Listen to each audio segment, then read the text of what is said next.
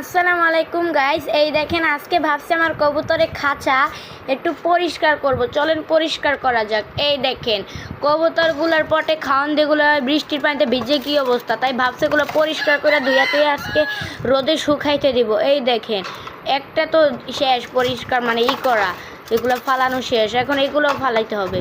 এই যে দাঁড়ান, এগুলো নিতে হবে। এই যে গাছ দেখতে পাচ্ছেন, আমি এগুলা এখন এই যে করুম। ও একটা তো পড়াই গেল গাছ, এই যে দাঁড়ান। ঠিক আছে, এখন আরও দুইটা দিয়ে নিয়ে আসি চলেন। এই যে কি নোংরা হয়ে গেছে, আজকে পুরা পরিষ্কার করতে হবে।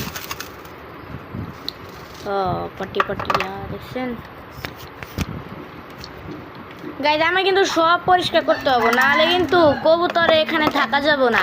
এটা হলো কবুতরের যেগুলো আর কি জোড়া নয়, ওগুলো হলো জোড়া দেওয়ার ঘর, আর এইখানে মাঝে মাঝে ওরা থাকে, আর বড় ঘরে হলো ওরা থাকে। এখন ওরা এই যে যেখানে খায় ওগুলো পরিষ্কার করতেছি, দেখছেন গাইজ। এগুলো তো পরিষ্কার, এগুলো পরে ধুমনি গাইজ ভিডিও শেষে। আর এখন কি করব ও গাইজ, আপনাদের একটা ইম্পর্টেন্ট কথা বলার আছে। চলেন আগে আমি আমাদের কবুতরের ঘরে যাই। তো গাইজ, এই যে এই কবুতরগুলো ডিম দেয়, ডিম নষ্ট হয়ে যায়। কি খাওয়ালে ডিম দিল, ডিম বাচ্চা ফুটবে, যেগুলো ওইটা জোড়ায় যে ডিম বললে ডিম ফোটে না। গাইজ কি খাওয়াইলে ওগো ডিম ফুটবো, দেখছেন? এই যেগুলো ডিম পারতাছে না, বুড়া বুড়ি, আর বাকি সবাই ডিম পারে, সমস্যা নাই।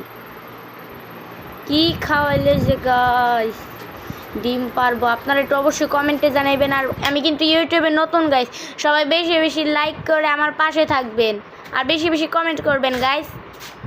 সবাই ভালো থাকবেন, আজকের মতো এই পর্যন্তই, বিদায়।